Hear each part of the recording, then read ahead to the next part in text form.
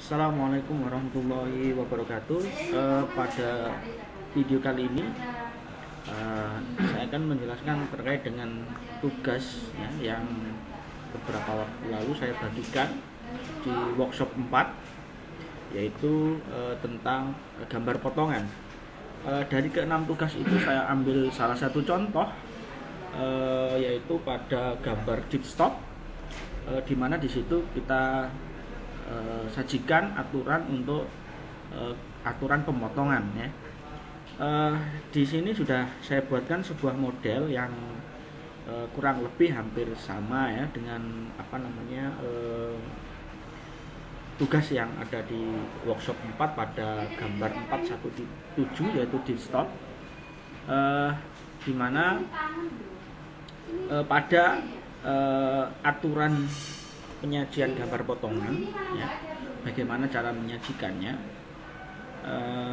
Di sini sudah jelas bahwa ini adalah sebuah benda ya, dimana kalau dilihat dari soal, panah itu berada di sini ya.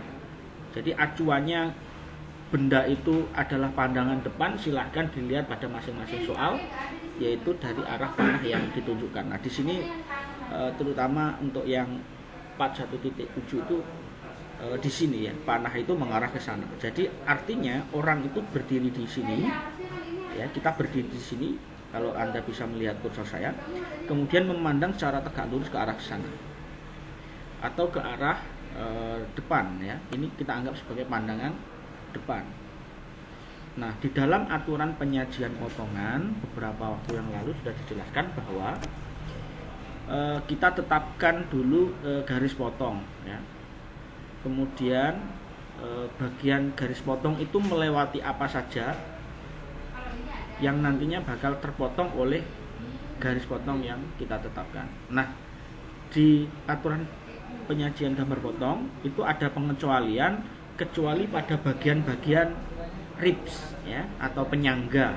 Nah, ini saya tandai warna biru ini merupakan ribs ya, dimana bagian dari yang warna biru ini merupakan bagian yang tidak ikut terpotong ya.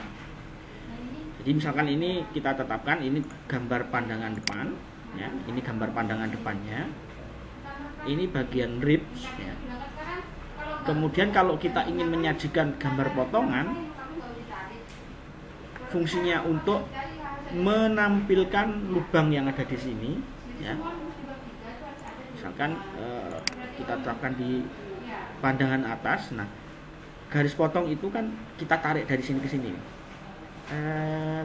melewati ribs yang warna biru ini.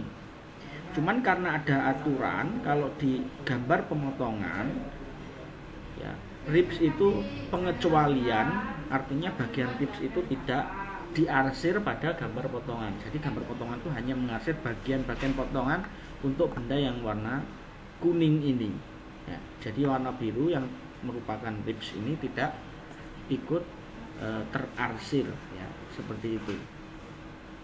Nah, contoh misalkan ini adalah saya buatkan model yang terpotong.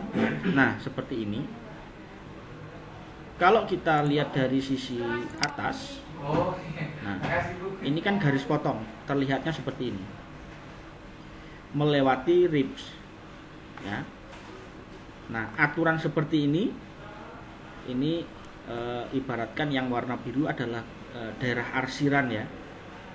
Apabila ribs ya yang warna biru muda ini tadi ikut terpotong, maka akan berbentuk seperti ini hasil potongan.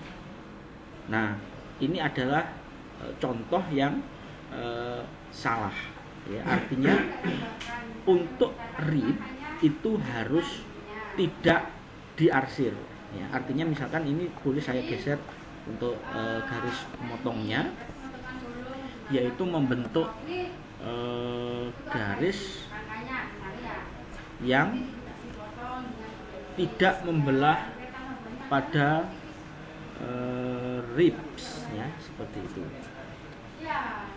Kalau kita lihat di sini ini masih membelah ya, seperti itu.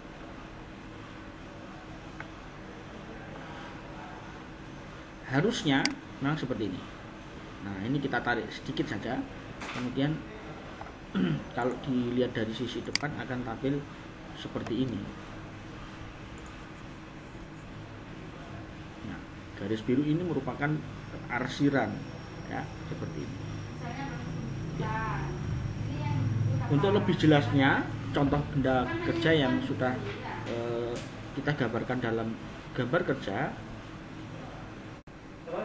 baik ini adalah bentuk benda kerja atau gambar kerja dari sebuah dipstop, ya, pada workshop 4. Nah, di mana di sini ada 2 buah gambar, ya. Gambar di sebelah kiri ini adalah gambar pandangan proyeksi biasa, dan ini adalah gambar aturan potongan, ya, pada sebuah gambar bentuk dipstop ini. Nah, bisa saya jelaskan di sini bahwa kenapa kita menggunakan aturan potongan. Salah satunya adalah karena di sini terdapat lubang, ya. Di sini ada lubang yang ingin ditampilkan secara lebih jelas, karena bagaimanapun juga ketika kita membaca gambar dari gambar aturan proyeksi biasa, ya, kita tidak bisa melihat secara jelas lubang yang ada di sini, walaupun di sini sudah ada garis putus-putus, dan ini garis putus-putus, ya. Tapi karena jumlahnya saling banyak, dan ini adalah bentuk-bentuk radius, dan kalau misalkan bentuk radius itu kita tidak bisa mendapatkan bentuk secara akurat, maka dibuat gambar aturan potongan untuk melihat lebih jelas bentuk dari benda ini.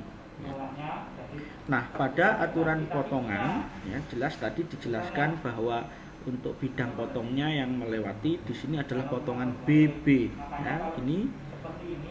Kemudian ini adalah BB, sehingga ditampilkan untuk aturan pemotongan menurut aturan gambar potongan dengan pandangan proyeksi Eropa, ya.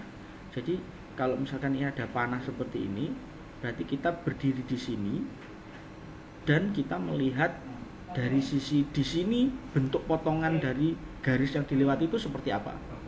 Kalau kita lihat BB itu sini, berarti kalau kita ibaratkan di benda 3 dimensinya itu, BB itu membentuk garis seperti ini, ya. Bidang ini yang terpotong. Nah, hasil potongannya seperti apa? Karena di sini ini melewati rib, ya, dengan ketentuan bahwa yang tadi saya jelaskan di awal, rib tidak ikut terpotong atau pengecualian. Makanya di sini rib ini tidak ikut diarsir. Artinya yang diarsir adalah bagian yang berwarna, benda yang berwarna kuning ini, ya. Itu adalah salah satu syaratnya apabila kita menggunakan aturan potongan, ya. Terus aturan penyajiannya, karena di sini ada panah, ya.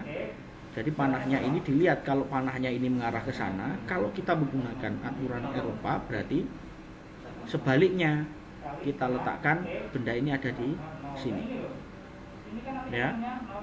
Jadi kita berdiri di sini ke arah BB, kemudian hasil potongannya ditaruh di bawahnya, ya. Berarti ditaruh di sini, jangan ditaruh di sebelah kirinya atau di sini atau di sini atau di dimanapun. Kita harus satu sumbu. Artinya panjang ini juga merupakan panjang dari ini.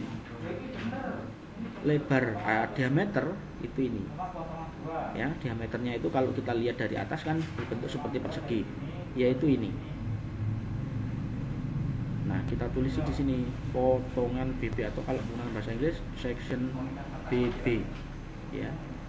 Ingat, bagian yang diarsir adalah bagian yang terpotong dilewati oleh garis potongan BB, kecuali ini.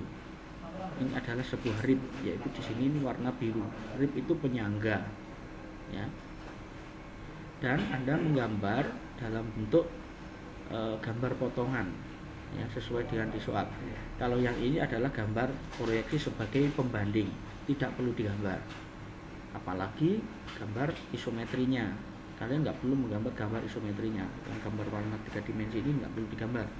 Jadi kita menggambar dengan menggunakan aturan potongan yang ada di gambar B ini. Jadi itu yang bisa saya jelaskan. Untuk kelima tugas yang lain bisa silakan dikerjakan.